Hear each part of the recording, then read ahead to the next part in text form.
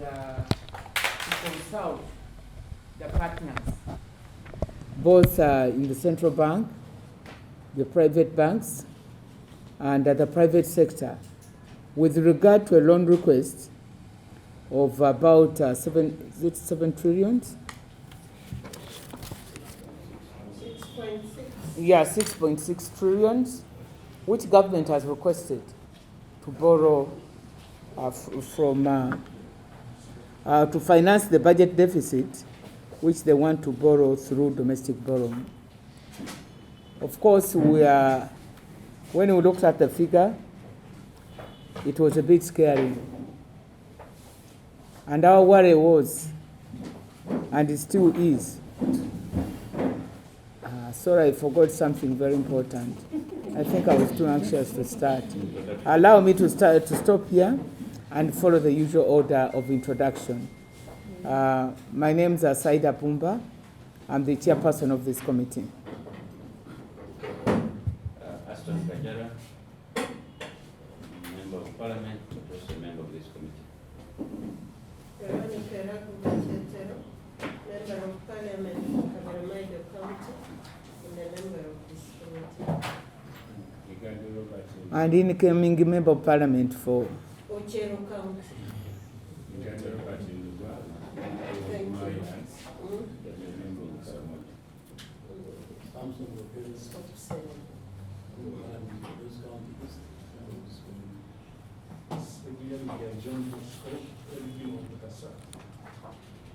Yeri Apollo, I represented for municipality, member of this committee. technical staff. Thank you, Chair. I'm Marina Banuji, clerk to the committee. Okay. Then I move to this side. Thank you, Madam. My name is Michael Atingi Ego, currently the Deputy Governor of Uganda. I'm Adam Azumi, Executive Director of Research and Policy Bank of Uganda. My name is Awudo Moore, Executive Director, Uganda Bankers Association. My name is Gideon Banagawa. I'm the Executive Director, Private Sector. Eric Sembanko, Private Sector Foundation. Okay. Permit me to make a fresh start by welcoming you to this meeting. Before colleagues came in, our guests arrived before us, and I was engaged in an official discussion with them. So that's why I had somehow jumped the procedure. Before we proceed, permit me to congratulate Dr. Tingego on his appointment as Deputy Governor of Bank of Uganda. We are really very happy that you took on that important decision. Those who worked closely with you know your competences at the IMF, at the World Bank, and the Bank of Uganda. So we have all the confidence in you, and it's a pleasure to have you here this afternoon. And to the other partners, you are most welcome. And I want to thank you. Every time we invite you, you find no excuse for not coming. I know Mrs. Oriam called me and told me that there was a board meeting at the central bank, but she said that nonetheless she was going to make sure that we have a high-powered delegation. That gives us a lot of confidence because it's an indication that you take our work here very seriously. Private sector is our permanent partner. Whenever we invite them, they are here promptly, except today when they were delayed. Wilprod, it's a long time since we met, but you're also most welcome on behalf of the commercial banks. I had partially introduced the subject. Government has got the budget deficit and is proposing to borrow about 6.5 trillion shillings from the domestic market, and also $600 million from the IMF. But I think that one doesn't touch on you. It's the domestic borrowing, which is up. 4.3. or 4.3, if you add on the IMF, that's when it comes to that. Yeah, the 4.3 trillion shillings. We looked at their request. There is justification for that money. There is need for that money. But our concern was, how is this going to affect the general liquidity in the market and also the private sector? Because the private sector is our cash cow. We are in this situation because the private sector is not yielding. So our concern really isn't this going to affect them and make our situation in the future even worse? And if it did, what can we do to make the situation better for the private sector? Because generally speaking, the private sector, as I had already shared with the Deputy Governor, is complaining that you have issued instructions, you lowered the CBR rate, but the commercial banks are not responding. And because of that, the take-up of their money is low. And consequently, we are having illiquidity in the private sector. The money is available, but because of the terms, the hash terms, what they call the hash terms, they cannot pick it up. And we don't know where this borrowing from a sure risk is not going to affect them even more. Because if the private sector see government to borrow, I think that is Christmas for them, because they are lending to a customer whom they know that under all circumstances will pay back. But if when they refuse to to lend to the private sector, what do we do to serve both the private sector and the government interests? And before I invite our guests to respond, I will request my colleagues if there is anything they would like to add before I invite reactions from our guests. Honorable Kajara? Yeah, thank you. Our other concern, Madam Chair, is the level of our debt. About 157 trillion as of June this year, plus other debts which we have incurred from that time, maybe in the range of 10 to 15 now. It is a very high burden for this country. And the Bank of Uganda, being a participant in the economy, but also the private sector, we think that as Parliament, we think it is a big burden to the future of the country. But at the same time, as the chair put it, we need this money. But the future, how shall we handle the debt repayments? Currently, we are paying, I think about a quarter of our budget is going into debt repayments. So it is also robbing service delivery. But also in the face of diminishing revenue collection for the country. We are in a dilemma. Maybe Bank of Uganda and our colleague partners in the economy could advise how government would go about this. Yes, Honorable Veronica. Thank you very much. Mine is on, this is a request for budget support. Now, the budget support, and we are to spend this money within, before the next budget. The Parliament has already started the budget cycle for the next budget, that is 2021-22. No, 2020-2021, the next budget. Now, in terms of absorption, this is a lot of money. I don't know whether you are privy to what the borrowing is for. And if you are, do you think this money will be absorbed in these few months before the next budget?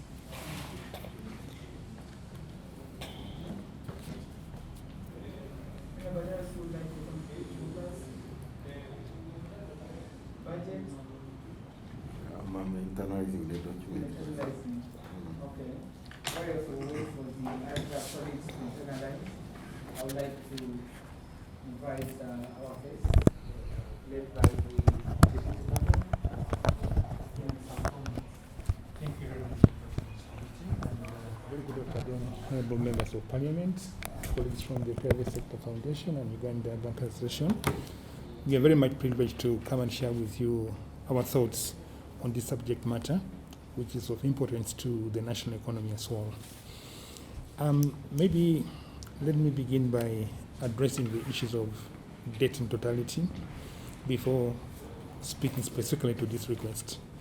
The total amount of debt as at end August 2020 is estimated at nearly 61 trillion shillings. And if you break it down between external debt and domestic debt is about 20 trillion and external debt is about 40 trillion. Now, if you look at the key indicators that we use for assessing whether debt is going to be sustainable, we look at the debt to GDP.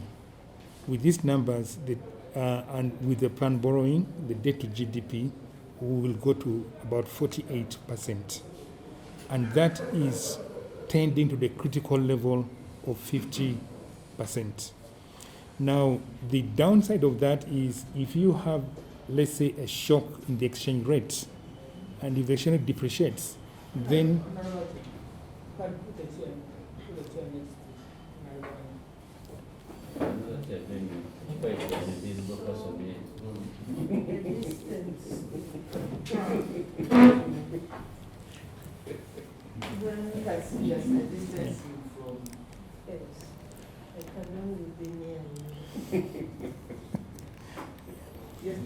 yeah. So if, let's say, the exchange rate depreciates, then it has implications on the stock of external debt. So even without increasing the dollar value, the shilling value of the debt will go up and can even push us closer or even higher than the 50%, which is very critical. But more worrying is what you have just mentioned. How much of the tax collections are we committing to debt servicing? True, it was around 25 something, 26. But now if you take into account what we are planning to borrow and what have you, that might take us to close to 30% of your tax revenue. So therefore, it is eating into other services, provision of other services and everything. So the fundamental question that we should be asking ourselves, what is the way forward? Should we borrow or shouldn't we borrow in light of these numbers?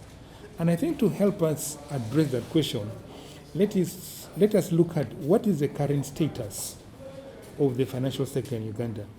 The chairperson has just mentioned the concern that commercial banks are not extending sufficient credit to the private sector. The private sector is in demand for credits, but because of some conditions, take for example, the perception by the commercial banks of the risk averseness of the private sector in a situation when economic outlook is uncertain, when the non-performing loans are growing, there's a tendency to kind of like back up until maybe the situation improves going forward, because you don't want to extend more money and then the loans become non-performing. But also there are complaints from the private sector that some of the charges, the cost of restructuring the loans, maybe are quite high. So I'm not best placed to talk like that, but maybe the colleagues from the Private Sector Foundation will tell us more, and the commercial bankers will also tell us more on this issue. But then what is the way forward? I think if we do not support the private sector,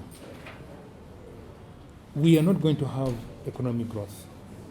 And how then do we now ensure that we have economic growth?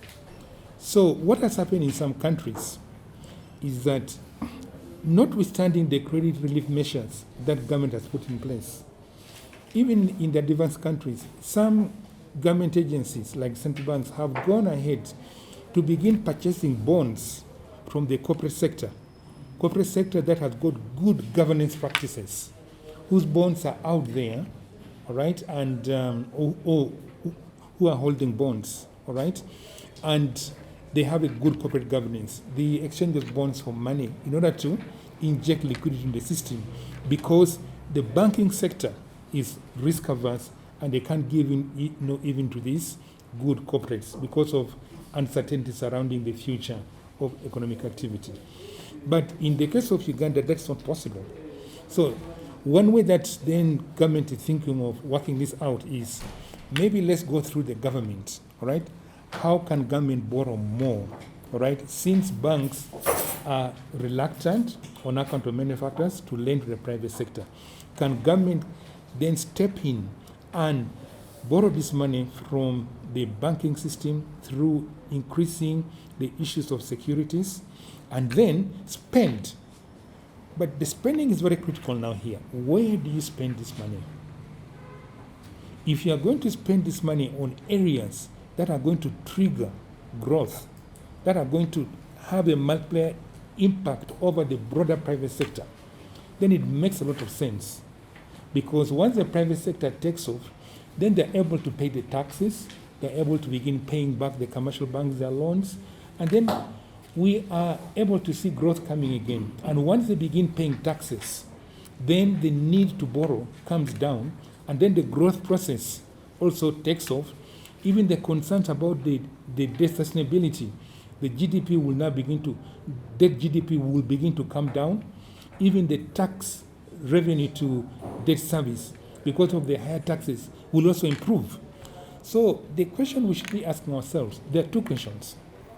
One, is the amount of money that government wants to borrow, can it be sufficiently absorbed by the securities markets in Uganda without significantly raising interest rates? And then two, what exactly does government want to do with this money? If the government wants to put it into productive areas, very good. Otherwise, it might have problems for us going forward. So it is critical that we ask those hard questions. Where does the government want to spend this money? And is the amount that they are talking about sufficient? So I'll just briefly talk about the amounts. I think the amount that they're talking about is 4.3 trillion additional on top of the 3 trillion that had been allowed earlier on. So you're talking of a total of 7.3 trillion in one financial year. This, yeah. Yeah. Right. So that's where the challenge comes. We need to look at this critically. What is the implication of this on the private sector? Initially, we thought that there would be some private sector credit growth in 2020/21 to about 10.9%, up from about 8.9 last year. But we've tried to factor in this additional borrowing and what it might mean for the private sector. It will look like that the growth in the private sector credit might slow down to about 3.5% as a result of this borrowing. And why might that happen? Because if you were to want to borrow all this money from the market, you are going to jack up the yields on government securities, like the 364-day treasury bill, 91-day treasury bills, across the whole yield curve.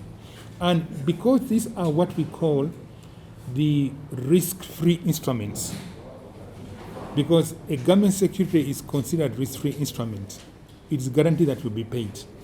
That's why they call it risk-free. So what do commercial banks do? They price their prime lending rates based on the risk-free. So if the price of the risk-free is going up, it means even that the prime lending rates are likely to go up because the risk-free instrument, yes, is much higher. So why would I lend to MTN at 12% when I can get a government security at 15%. So that's where we're coming from. That the impact of that kind of pricing might then lead to a reduction in private sector credits, particularly in a situation where there is uncertainty going forward. So that is just my quick takeaway on the implications of the additional borrowing on private sector credit. That was the first question that you asked us.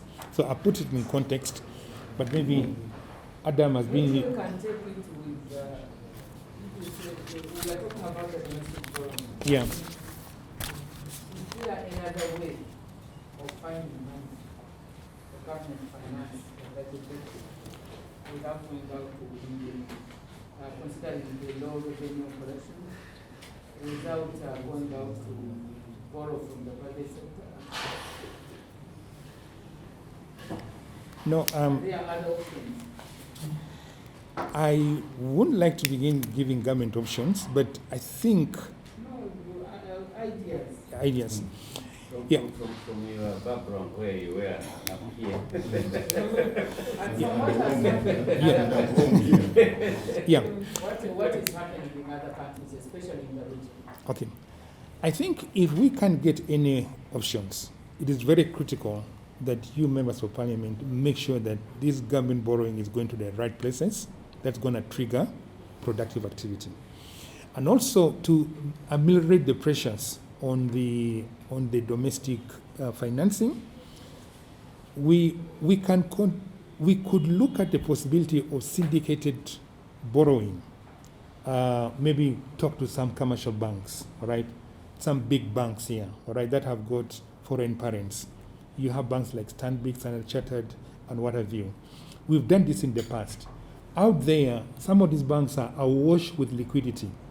They don't know what to do with that money because the interest rates are very low right now in the advanced countries. So if we could consider syndicated loans, maybe with some commercial banks, they could maybe contact their parents and get that loan. We have done it in the past. Even this year, I think we got from Standard Chartered. Yeah, Stanbic. Yeah, Stanbic. But there is a facility which you have obtained. We are informed that you failed to raise money for it. Okay. Even Stanbic took them some time also to raise that. The last part they go through the close of the financial. Yeah. So that is the quickest one that we can think about, unless maybe Adam has something to Before say. Adam comes, I would like to request the colleagues who have come in late to introduce He themselves. can, I think he can join Come me. and sit next to me. Yeah.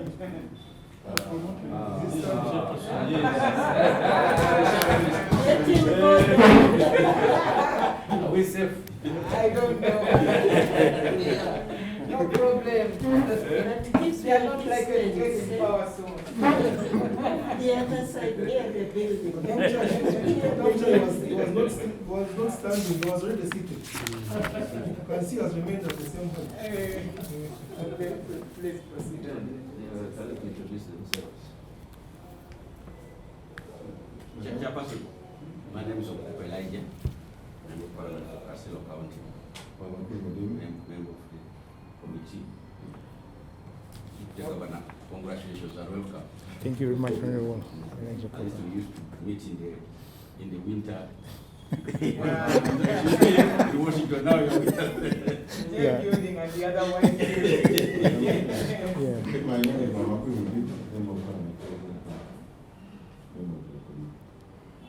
My name is Katos Dewan Corporation, member of Parliament for the district. My name is Waganga Andrew Aja, member of Parliament for the municipality. The only motive was not in Fuji. I'm a member of this committee. Okay. Madam Chair, Anthony Akol is my name, member of Parliament Kirak North, and Shadow Minister of Finance Planning. My name is William Zo, Songora County North. Shadow Minister. Incoming Minister.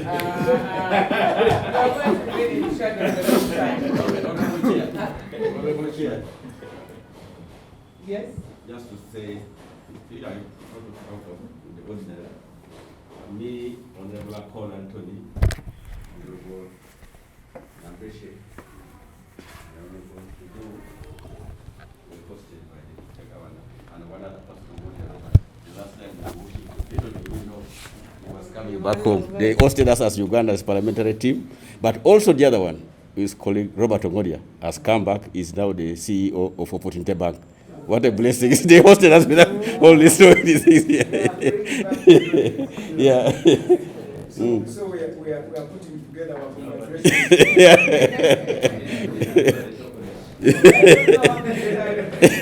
I'm not sure how many times you hosted me. I'll proceed, please. Madam Chair, before he comes in, the Deputy Governor indicated that we should look at areas where this money is going to be invested.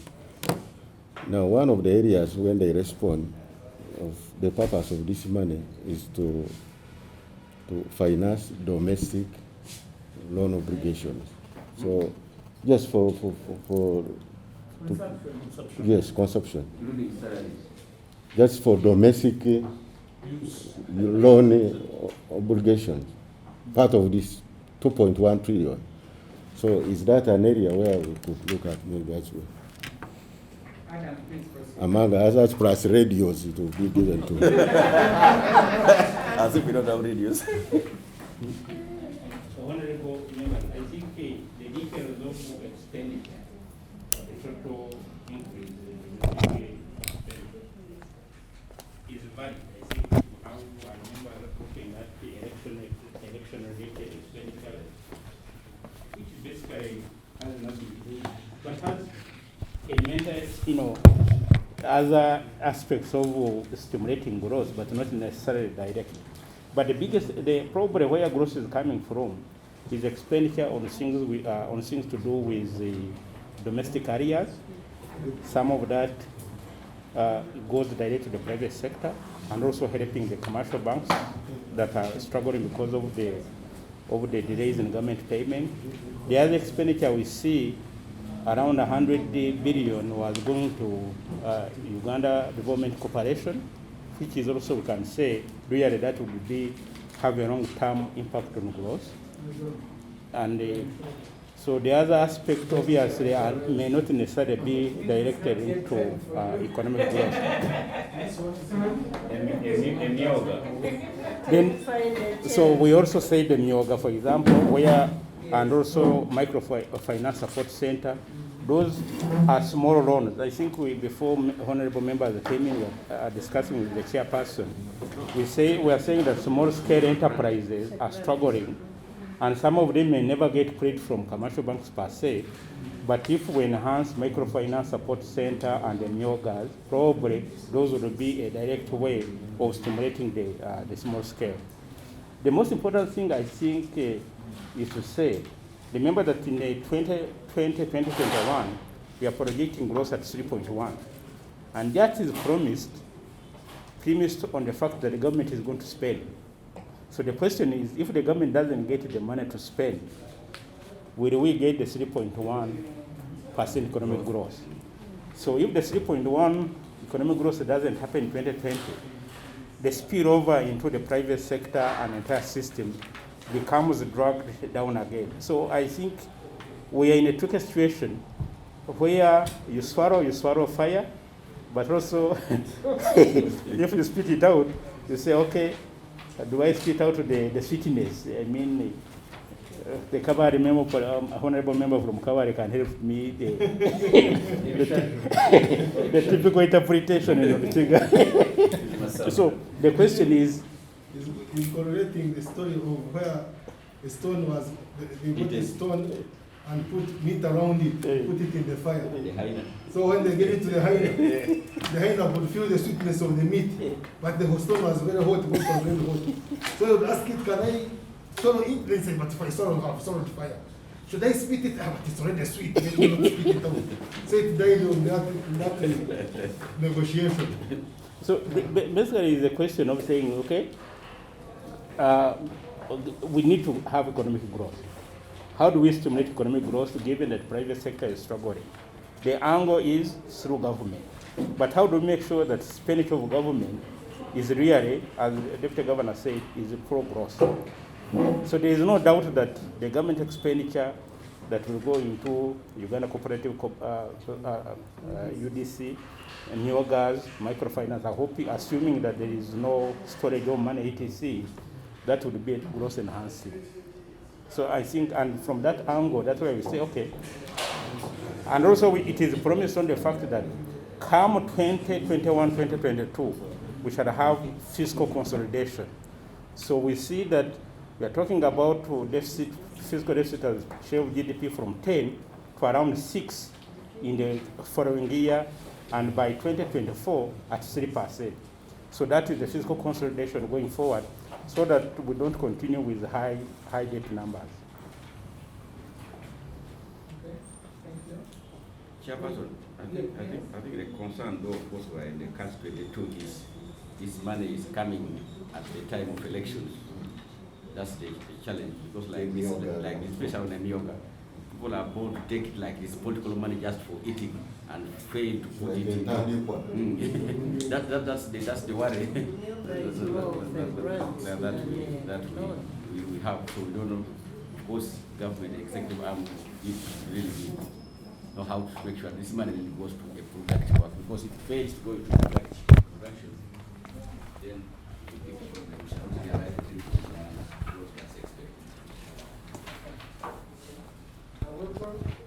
Thank you very much, Chair. And the DG, who has pretty much summarized exactly what we wanted to say. I think some of the questions that we faced in the letter, the system, national banking system, sufficient to extend the additional 4 trillion. I think it's the implications, like you correctly put it. And yes, it has a risk of the rates taking up the ultimate interest rates. But luckily, first, the central bank has tried to keep CBI where it is, but also because there is reservation in extending credit because of the circumstances we are in. It is not possible to take the lending prices too high in the current circumstances in the short term. So those two could possibly balance things a bit. Maybe if it went up, maybe 1 or 2 percentage points at most. I think the center of the debate is really the use of the money. It's how it will be used.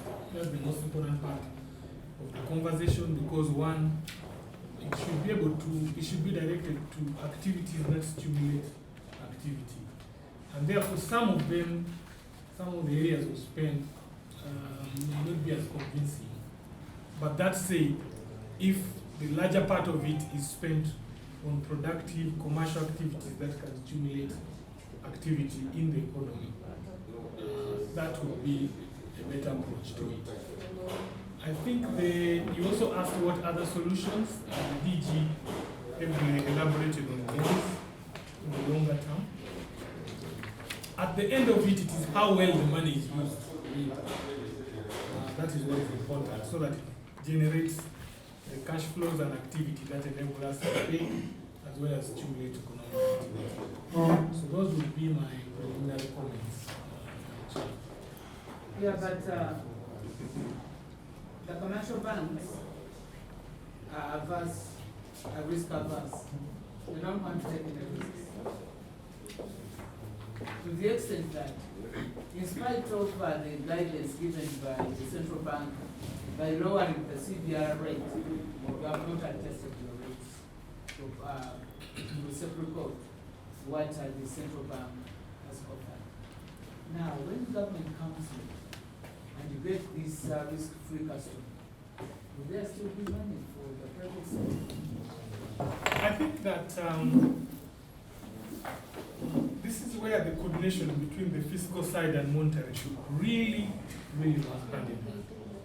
Because what the central bank is doing through its monetary policy is the right thing, it must be supplemented. It should have been supplemented by the fiscal side as well.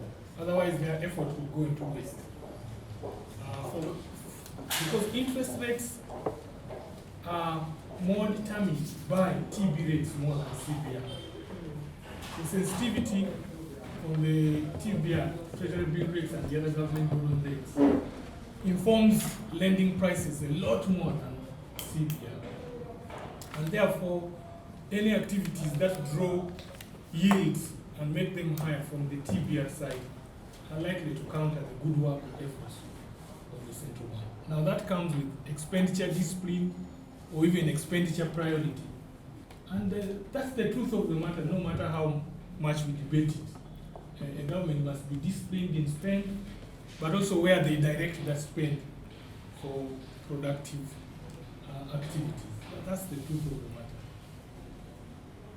I also just our worries of overcrowding of the yes, it is valid. I also just want to say that everything will also depend on the exchange rates. Should they go adverse, the situation will even be worse. Luckily, until now, I think the central bank and all the players then have been able to maintain stability in that area. But should it go in the wrong direction, it could change everything. Chairperson. Just one before Madam, is the current exchange rate jump towards the responding to market forces? It's responding to market forces. Okay, proceed please. Chairperson, just from Wilbur. You know, when the people out there get, after the concerns of the people, the business community about the interest rates, and government was pushing, and central bank came in. And just the thinking of the business community that the interest rate will fall. And March, twice, like that. But now Wilbrod saying the one which reacts more special is the TB rate.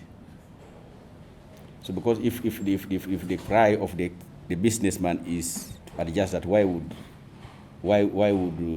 the central bank use the CBR instead of the TBR?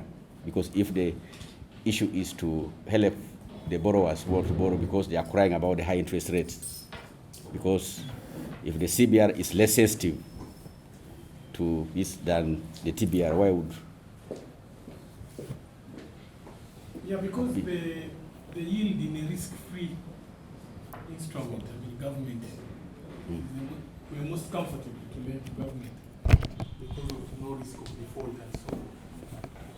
So if you are a typical bank and sitting with deposits and the shareholder, you look for where the return is higher and the more government borrows, makes it more attractive. Where it's risk-free. Sometimes COVID, uncertain credit situation with rising NPLs.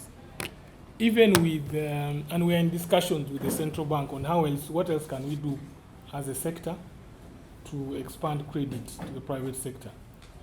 Even when we have collateral, for example, backing up the loan, of course collateral normally cushions you in case something happens, you go for it.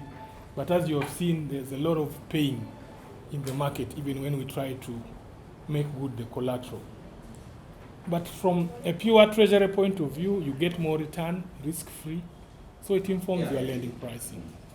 I think the issue is what else can be done, even in these tough circumstances. Can we have some guarantees so that the banks can lend more to the private sector? There is what we call in provisioning of lending. Can the central bank allow us to take a bigger part of that security when we are providing for loans, because that's a prudential regulation, so that all those combination of things then give us more appetite to lend in the private sector, even in these circumstances. So what combination will the government apply for the business to benefit from in them realizing the low interest rates? What mix will be the best? that is the other one. Then of course you answer it together with this. I know they will be limited to some extent to investment depending on how far the case has gone. How this issue of harm, the case of harm, because I had you already, is affecting the effect on it. You don't know whether you're appeal or you're not had you. They were talking of syndicated loans. Yeah, so how does this play out? Because you're from the issue of mortgages, so you manage and see. Yeah. As I was saying, in other countries, and what we are doing is reading what are other central banks, what are other governments doing, especially in the region. For some of those whose tax to GDP ratios are slightly higher, they have increased the extent of guarantees they are giving.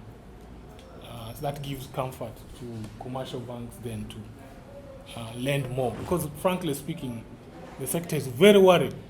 As you know, we are doing a lot of restructures. We are almost hitting 6 trillion in restructures. And even those we first restructured for the first 3 months have now matured. The 6 months ones have matured. And we are just restructuring again. In fact, we plan to come back to the central bank to even extend when the maturity expires next year, because they asked us to restructure up to next year because of the situation. So guarantees would work in there. They help give comfort in those particular times, because then, you know, the financial sector, right, as it's fixed now, it is with the depositors' money, and to risk it out there in uncertain times would be catastrophic. I think expenditure discipline, I want to really repeat that no matter how many times, is an important thing in tough times like this, and channeling spend in productive areas. And therefore, yes, providing funding to the UDBs, the UDCs is good, settlement of domestic areas, all those things help. The non-productive ones, I know you are in the political space, the political ones at a time of pain like this may not be the priority that a country or a government should be looking at. You've asked me about the DTB case. Chairman, we made a statement. We were concerned with the ruling. We have confidence in all the judicial, executive, and legislative arms of government, and we reached a decision that we will join the appeal, which is in process. Our legal teams are working on it because we're dissatisfied with the ruling, and we'll follow the procedure required. That process is going on, because we also felt that it had huge impact. You heard the DG talk about the various facilities the country and the private sector gets from combinations of loans, group lending, co-lending, syndication, or even direct lending. There is no law that stops anybody here to walk across Kenya, Tanzania, and borrow money and come and do business with it here. But when you borrow, it's important that we pay. That's very critical, from wherever it is. But also when we borrow from outside, because those people don't have presence here, they need somebody here to help them to recover it. So we should, all of us work together to always work to make sure that confidence framework is not broken, because we are not an island. International financial flows fear situations like those ones of that judgment. So we hope that at the end of the day, the courts will see our argument and everybody around it. Okay, thank you. Before the sector comes, I'll ask my vice to say something. So Chair, I'll come with each and every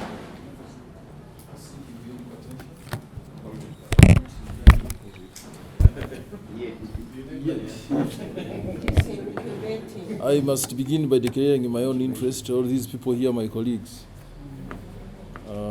Dr. Tingago, the Deputy Governor, Dr. Mugume. I've worked with all of them in the Central Bank. And PSFU, the boss of PSFU. That's why you belong now. That's why you're seated near. It is not right for me to sit this side. My chair was taken when I arrived. I'm Lawrence Batageka, Member of Parliament, Women Municipality, and Vice Chairperson of this committee. Colleagues, and especially the technical people, Of course, I know everybody has interests, differing interests. Until 2013, sale of 2Bs was basically for monetary policy purposes. It was not for financing the budget. We are now allowed by the international financial systems to raise money, borrowing at 14% per annum to finance a budget. And on this particular loan, which is the 4.4 trillion, the interest rate is, annual interest accumulated is 600 billion. 600 billion per year, which translates to 2 billion per day. 2 billion per day. Oh yes. Working days, if you consider the working days. And then I'm talking about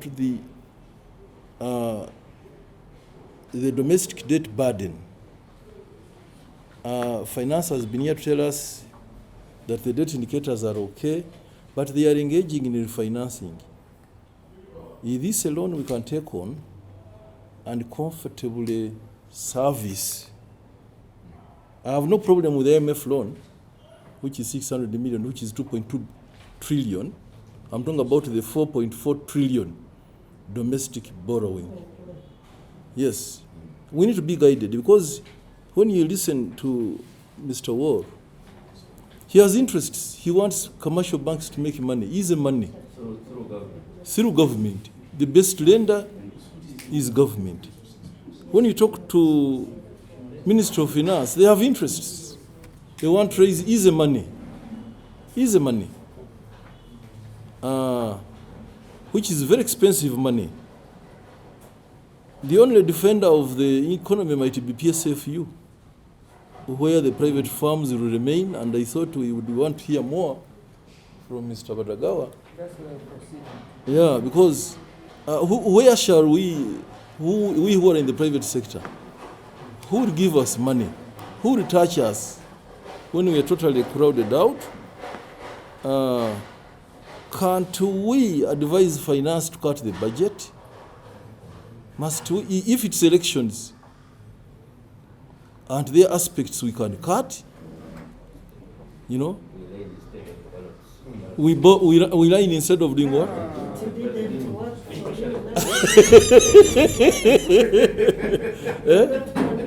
I know you're going to say I'm not contesting, but really, 600 billion interest payment, before you even touch the repayment of the, is that okay? I want to hear from the technical side. Or is it because we are defending our jobs? Because government wants the money, we must give them the money anyway. I want here to be candid and hear more about that, because this is a loan we can only sign because you, the technical side, have said it is okay. I don't want to hear much from, I mean, when I hear Mr. Roboyo, and I highly respect you, I know you're representing interests of the banks, and you're doing a good job for them.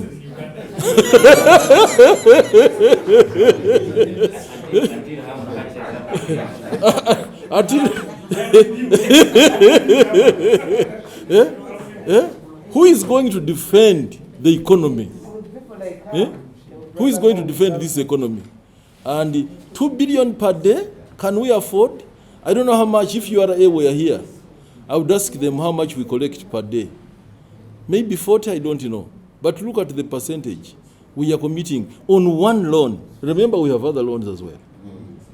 On one loan, we are saying, 2 billion should go per day. And what's the on expenditure? Yes. If you're not certain.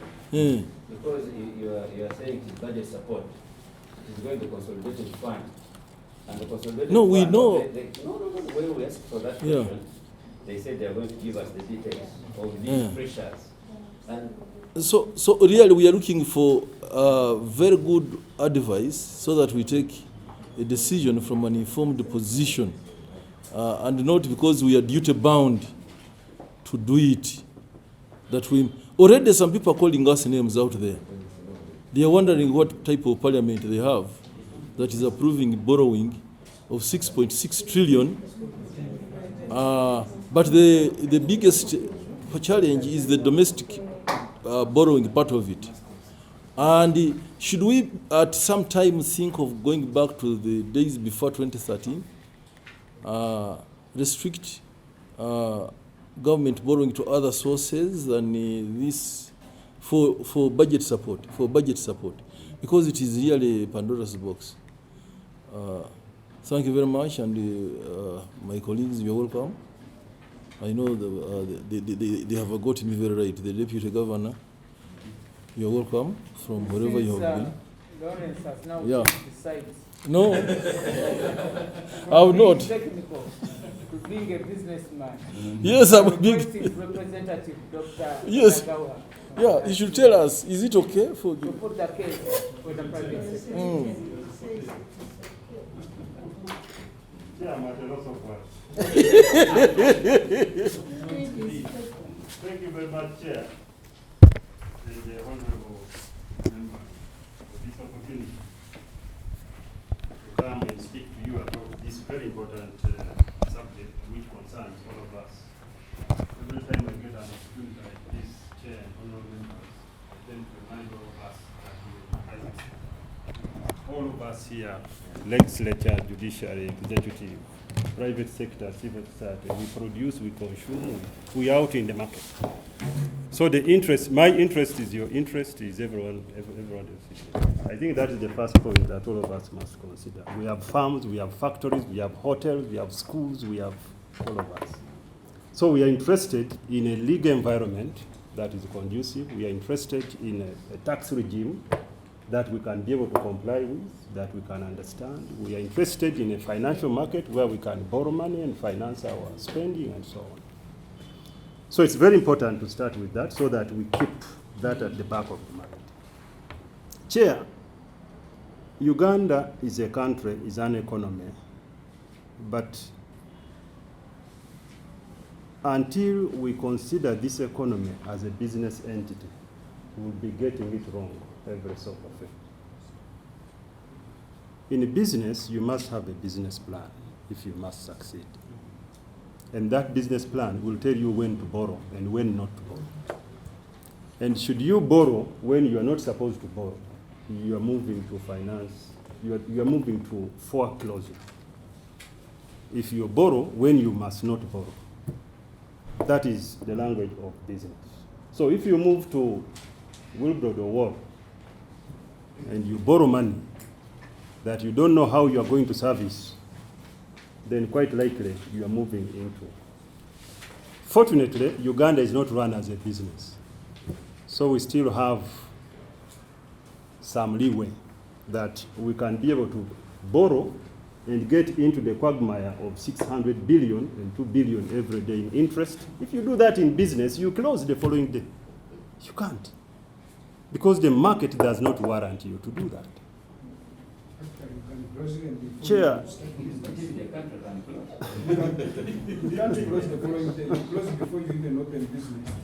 So, Chair, borrowing is one of those sources of financing expenditure, whether it's in the private sector or in government. So like the DG said, borrowing is not bad, it's good. Like Woodbrod has said, we always want to borrow in the business. Literally, businesses are surviving on borrowing. But like Wilbrod said, we must have the discipline to pay back. Because if you don't pay back, they sell you and sell your property and sell your family and sell everyone else. And you don't want to do that. Now, we cannot mortgage this country. The challenge, if we go to unsustainable levels of debt, we are mortgaging the future of this country. Because it's we, the taxpayers, that are going to pay back, that are going to service this 2 billion every year and so on. So instead of paying attention to the businesses that we espouse, we spend a lot of time thinking about how to pay off money.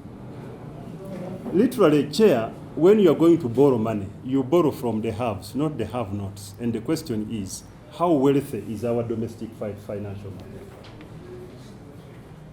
Because when you run to the bank, you are running there because the bank is so liquid, and but the banks must mobilize deposits to be able, even when government runs there with the treasury bills, they find the bank liquid enough to be able to give them the money. The question is, who is depositing with these banks? Are we surviving in business? We are talking at a time where we have challenged, we have been challenged with the COVID crisis. And what COVID has done is to discipline the private sector. Walk around the trade and commerce in the city here, Kasita. Look around the factories, Uganda Manufacturers Association. See how they have demobilized their own staff. And here we are hearing that we are borrowing to pay staff, to pay salaries. How can you do that? In business, you wouldn't do that. You do that, none of us here, we have businesses around here. None of us is borrowing to pay their workers. The only thing you can do is to scale back, because that is one of the costs that you can play around with.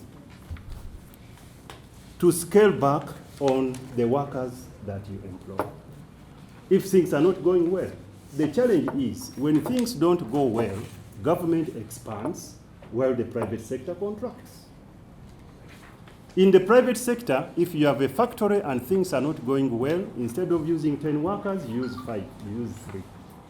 In government, we see the reverse. This is what Wilbrod is saying. Discipline in public spending. Why are we borrowing? That is the question. Borrowing is good, but why are we borrowing? What are we going to fight? What are we going to finance? Are we financing wealth creation? Are we financing jobs, creation of jobs? What are we financing? And when I hear that we are financing consumption, it becomes a problem to us, the taxpayers. Financing consumption. You can scale back on consumption. Chairperson, you asked, how else can we mobilize resources if we can't do it this way, by borrowing? One of the ways to mobilize resources is to look at your spending. Yes, even in the family.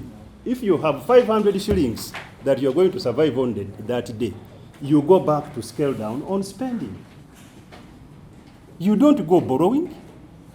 You go and look at what is my spending list like? Where can I cut? And at a time like this, especially where we are not looking to America, we are not looking to Europe, we cannot look to China, this is the time to look internally and be able to be more frugal rather than spendthrift. Uganda is an economy that is very spendthrift. From government to the private sector, every one of us is lavish. And the more you spend your money, the more you have the spending appetite, the more you want to get money from here and there. So no wonder we are getting to very, very unsustainable debt levels. The IMF, the World Bank have predicted in the next 2 to 5 years, we will be overboard. Because right now I think it's 49% debt to GDP. Is 48? Thereabout. No, this is all jargon. This is all jargon. But I think the thing is, in principle, we are getting to very, very, if we have not gotten there yet, to very unsustainable debt levels as a country. And it is possible for us to look at our spending appetite and scale back on spending until such time when we can be able to. Now, when you talk about, when I read this, Chair, paragraph 15, the funds are required urgently to finance the current financial year budget deficit, and since they cannot be raised by an increase in tax collection due to the current economic situation, all right? So you have tax shortfalls and so on because people are not paying taxes. You get tax because people are employing. That's when you get pay as you earn. You pay tax because people are making money, factories and so on. That's how you get corporate tax. You get tax because people are producing and coming to the market. That's how you get excise duty, VAT, consumption tax. It's because you are bringing this to the market and someone is charging a VAT.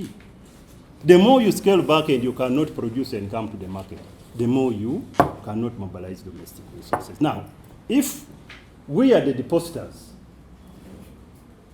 with the banks and we cannot make money, where are the banks getting money, mobilizing their revenues? Of course, one will argue they are borrowing from Lloyd Bank, they are borrowing from, but at a commercial rate.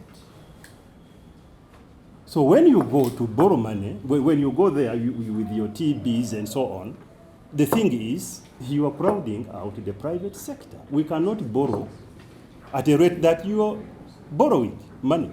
It's government. If it's 17, we will borrow at 25% and so on. The challenge is, Chair, we are working in a very, very challenging environment today. And until we come back to normal, it is very important that government becomes frugal. We don't spend money recklessly. And we have had this. We have more spending in terms of consumptive spending on salaries. We have more districts now, more constituencies now, more, everything is more. At a time when we are supposed to be scaling back, like the private sector would do.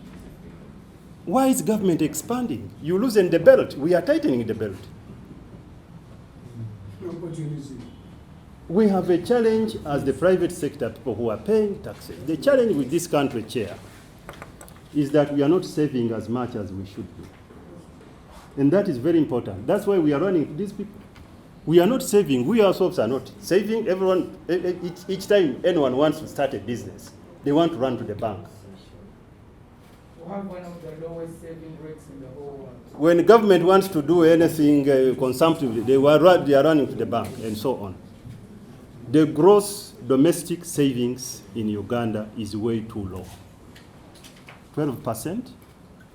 Other countries are doing 45%, 35%, and so on. 12% is way too low. So, Chair, tax revenues are very low. And the best way to expand the tax yield is to encourage expansion of the tax base. Because today, our tax system, as we all know, is very inelastic. Taxes are not growing because of expansion in GDP, creation of investments, job opportunities, and so on and so forth. These are not expanding. Taxes are expanding by discretionary measures, especially increasing the tax rates on things that we already know, beer, airtime, whatever, all these. But expand it. Let more people pay. Let more people come into the tax bracket and make sure that people pay. Today, the compliance rate is 38%. Of those that are within the tax bracket, only 38% are paying the tax. No wonder you have 14.5% tax GDP ratio. 14.5. And that is only coming up in the last two years. On efficiency in administration, I think, and so on. We have for a long time been at 13%. So, we cannot avoid borrowing, therefore. But now the thing is, if we are going to borrow, we must be very careful as not to suffocate the upcoming SMEs. Because at the end of the day, these are the ones that are going to provide job opportunities. Now we are getting into NSSF, the bill, and we are asking Parliament really to enact this bill. We are dying, this bill must be out. Not because we want midterm pay and so on and so forth, but we want to mobilize sufficient long-term savings for this economy. It is very important, because when you have mobilized, instead of the 11 trillion that NSSF now collects, if you have 55 trillion, 5 times, and this is possible actually. How? It is possible if today the bill or the law requires that if you are not employing more than 5 or 5 and more employees, you are not part of the NSSF. But how many are we that are employing less than 5 people? How many? Go across town, the shops, the lawyers, the insurance companies. These people have kept around 3, 4, but they are making billions of money. They could save. The tax driver, the informal economy. The law restricts us to the formal economy only. But you can spread out the informal economy. They want to save. But there is no law that, there is no framework for them to come into the bracket. So if we open this up by allowing the NSSF bill through, because that's where we are coming from as private sector, that by passing the bill, in there we have conditions of increased mobilization of domestic long-term savings. And then you have the capital markets booming. The best way to mobilize long-term financing is actually pension funds, the capital markets. securities, the securities market, and so on. The equity, mobilizing equity on the secondary market. Not the commercial banks. Commercial banks are there, yes, fine. But you see the challenge that we have in DG, I think we have a big challenge in this country. Because our financial market largely, dominated by the commercial banks. And each one of them, anyway, is here to make money. The challenge for government is to regulate them. But they are here to make money, like any private sector would do. So you cannot provide your treasury bills and then you go accusing the commercial banks for taking this money. No. Because I'm also a businessman. I want to make money, and I'm looking at the risks. Depends on whether I'm risk averse, I'm loving, or I'm neutral, whatever. But if I am careful about risk and investment, I would go for a treasury bill rather than lend anyone at 20%. So, Chair, these are my impressions, the first impressions. I have a short paper that we have been able to prepare, but it's very important for us to keep asking the question as I finish. When we are borrowing, at what time are we borrowing? And I think Honorable here has said, this is not a good time, probably, to borrow. At what price are we borrowing? Now, you may want to look at the price in the market, but there's also a price, a social cost, the individuals, the citizens of the country. Are you mortgaging them? Because when you borrow to finance reckless spending, you are mortgaging the future of your economy. So you are telling those guys that are coming 30 years from now, 20 years from now, this is what you are going to pay. And they will continue to pay those 600 billions every year for as long as we are reckless on spending. And I want, Chair, to stop by saying, let us ask the question, what are we going to use with this 4.3 trillion that we are borrowing from the domestic market? Where is it going? Development expenditure, consumptive expenditure. And if it is consumptive, the private sector is saying no. I thank you, Chair. Thank you very much, Mr. Badagawa, for that very elaborate presentation. We have heard from our three parties. The regulator, the money man,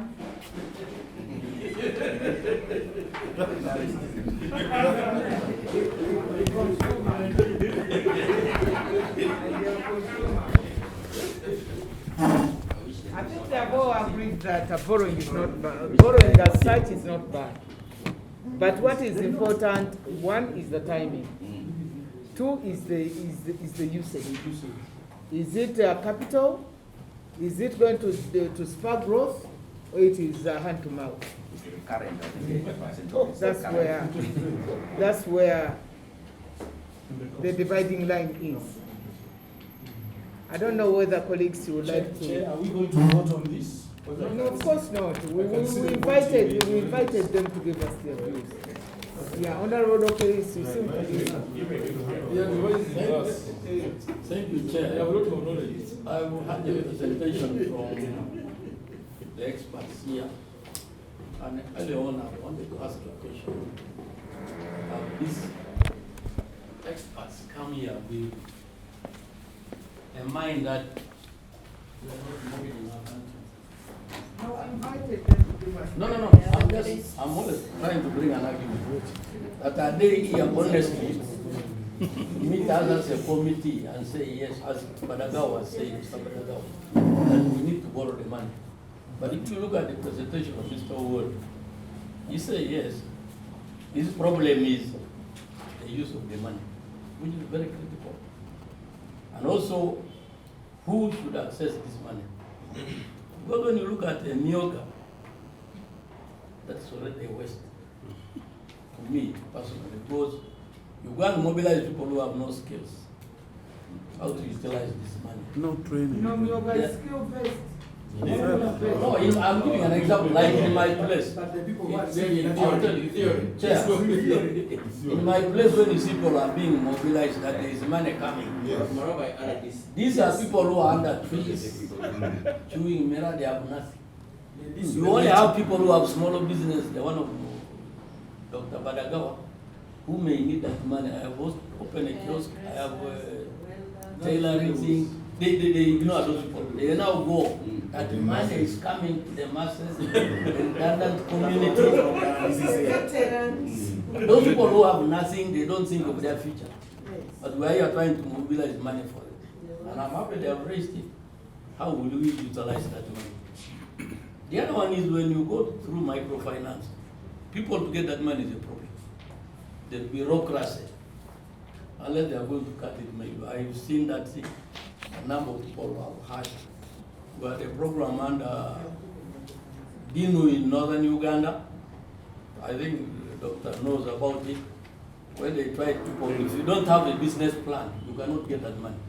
And in Karamojo, I think we only got one person who they are still trying to tell to make a business plan to access that money. So really, I think that's what I'm saying. The experts here, as they have asked, I think that question is very important for us. Do we need this money? And if we need it, how do we make sure there is discipline? Which areas should this money go? Because when I see these other supplementaries, the majority, take out if you want so many things. So I think mine is really that should we borrow to lavishly spend the money and then we end up paying debts? Then our country goes into parliament, I don't know, like the governor, deputy governor Bank of Uganda, he should also tell us, because he only gave an overview, but I wish he'd also tell, like, the next, Mr. Wu. Yes, they should also give us they should deepen so that we hear. They have left us hanging. They are intentionally. Thank you.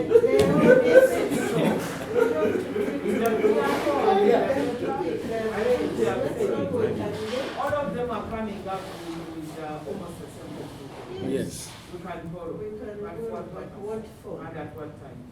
But Chair, I think before he comes in, the man from Kasese, I have a problem also. Everybody is saying we have to, let us borrow, but they have other reservations. My problem now is the Ministry of Finance is dying to take this money. And according to what I heard from the minister, we need this money to use for so many other things. The pressures that we have. I think this is a lesson that we should take. The Digi and the money man and the PS, the private sector, they're all saying we can take this money as long as it triggers economic activities in the country. It is not this time, not this money. This one is not going to, of course it will trigger economic activities, not directly, because if they pay me a salary, of course I will do things that will take back money to the economy, but not directly. So this money is for issues that you all know. But for the future, I think now, we need to be very careful when to borrow money, whether local or even the money from World Bank or whatever money that this country takes. Thank you. Okay, Mr. Thank you, Chair. Chair, there has been only one instance where Bank of Uganda has advised finance for, I think yes, there has been only one instance. And the question of, or the issue of, we should borrow, but what are we borrowing for? I think, Madam Chair, what we are borrowing for has also been presented before us. And it includes borrowing to buy radios. Radios, and that's over 300 billions. And we say that's a pressure. So borrowing. Yeah, but Madam Chair, we know our community. And you saw where government was distributing food and the people were asking for charcoal to prepare the food. Now you have a community where you are going to distribute radios. People will start demanding for dry cells. Yeah, solar power. That's an assumption. I represent the islands, so I'm talking in the context of the islands. So, Madam Chair, I don't know whether we should really dissect this before the team that we invited, or whether this is for another day, maybe in the house, as opposed to now exchanging with them on whether we should actually borrow. I think they have presented, yes, they have given us the knowledge, and there is a reason why we invited them. Exactly. So I think we should not be now internalizing on whether we should do borrowing or not when they're actually before us. I think we should only digest what they have presented before us, then we form a position in-house. Yeah, that's what we are going to do, but of course, Yeah, but we the way, summarize what they are presenting. yeah, but how would you summarize? Summary is a vote. The loan is here. They have a mandate to advise government. You have all these figures. 48%. We are remaining with only 2% space, and we are saying if there was a problem, the country will go beyond the 50%. So the Bank of Uganda also has this duty to advise the government, especially on borrowing. And you cannot run away from it, because that's where you are. You handle figures, you handle money, you handle foreign exchange, you have the, yes, at the expense of losing the job, but they have that mandate of advising the government. So they should support us. They should support us by advising the ministry, by advising the government. Yes, they're all. Okay. Honorable Rosa, I think you pick the last one. Thank you, Madam Chair. Madam Chair,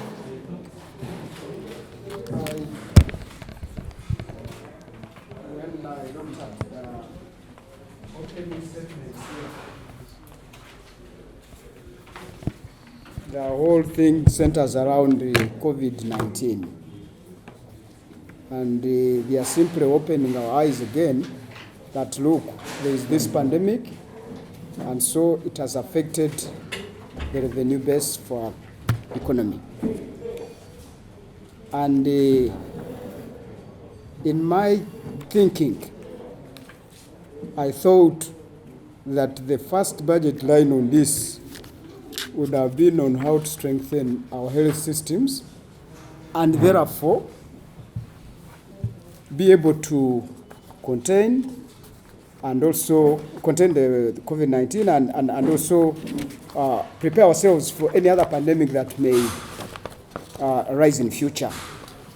But Madam Chair, when you look at the budget lines here, you really see that, in my own opinion, that these are not, some of these items here are not pressing needs. For example, Madam Chair, I was asking myself, first of all, there is stability within the country. You are not hearing of insecurity in either part of this country, save for a few pockets of malignment by the mafia.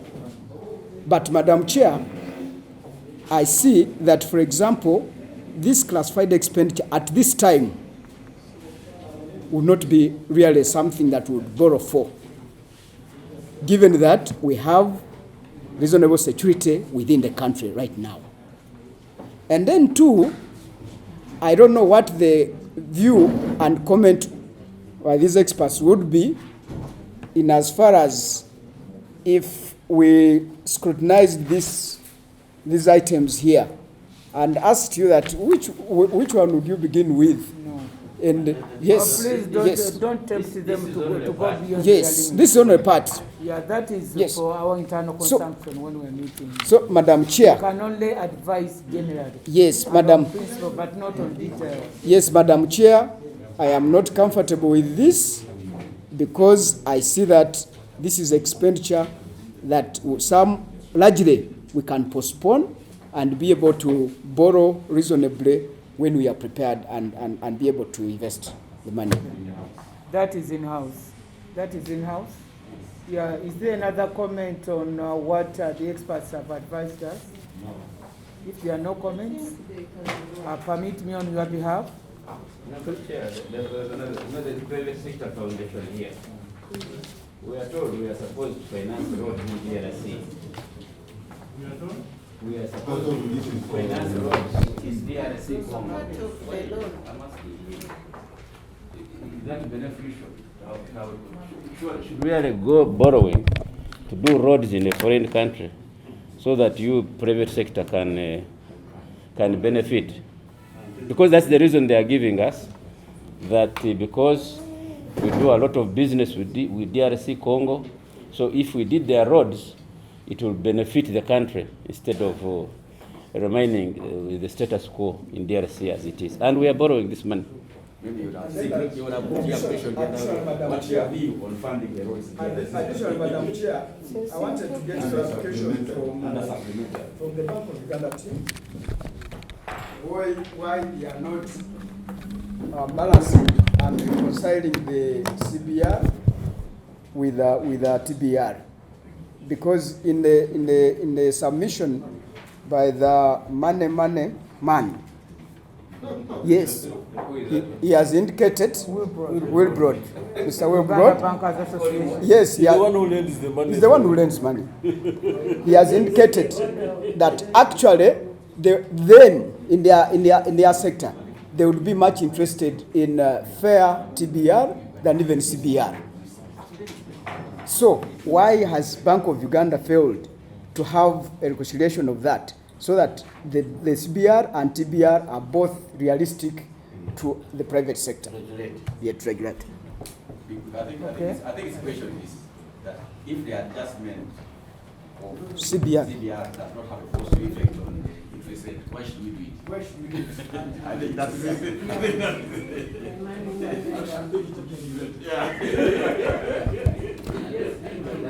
Where should we announce it? I think Uganda will take this. You announce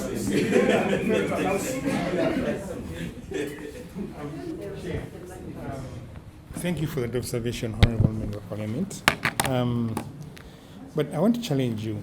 You look at the CBR and the interbank money market rates, either overnight or 7 day. They're very, very close. We don't determine the interbank rate, but the two are close. Now your question is, why is the treasury bill rate not aligned? Why is it not close to the CBR? It is because of the pressure that government expenditure is exerting on the securities market. If government reduced borrowing, we would reduce the issue of securities. Exactly, Dr. Singh, you are very right. And those rates will come collapsing. Then we tell them stop.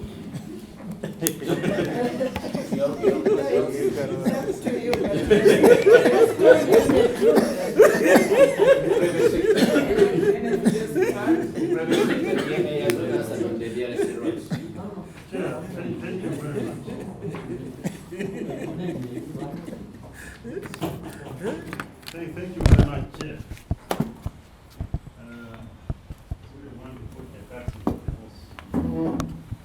But cross-border infrastructure is good to all of us. And we want to take advantage of the regional markets. And Chair, our job is not to criticize government for the policies that are made. No. We want to work with the government to reinforce. Okay? We want these policies to be established in a mutually reinforcing way. Now, when you talk about establishing roads in DR Congo, there are good roads in Rwanda, there are good roads in Kenya. I don't know whether there are good roads in Sudan, you would say so. No. They are not. Some of them. So the question, the reason why we are not getting into the Kenyan market today, Chair, the reason why we are not getting into the Kenyan market today on milk, you know that Lato milk up to now is closed. We cannot enter that market. Not because the roads are not good. There are other non-tariff barriers. The question is, and the assurance we want to get from government, is that by doing these roads in the DR Congo, there will be no non-tariff barriers that will stop us from taking advantage. Because why are we not going to Rwanda today? Why are we locked away from Tanzania? Tanzania, on sugar. We are not exporting sugar. Kakira is here. They are demanding the Tanzanian market on sugar. And we have recently issued a concession to get rice from. We don't have enough rice. The thing is not only cross-border infrastructure, roads and so on. They are good. We need them. If you flip the coin, how many of these countries around us have done roads in Uganda? Is it because we have nothing to offer them? Is it because we have nothing to offer to Kenya, to DR Congo, to Rwanda, and so on? Why? Why should we unilaterally have a policy to do other they do not reciprocate?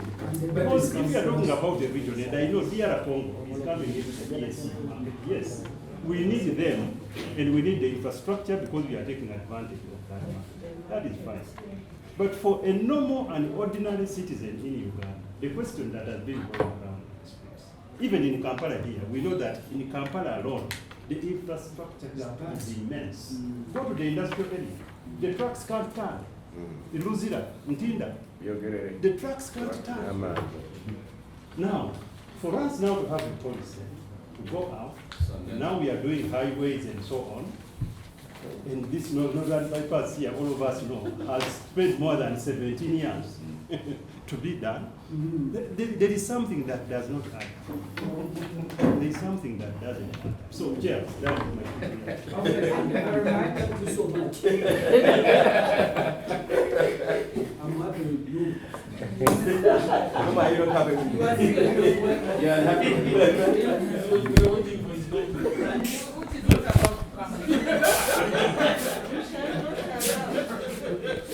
Permit me, colleagues, on your behalf, to thank the DG and his team, Uganda Bank Association and the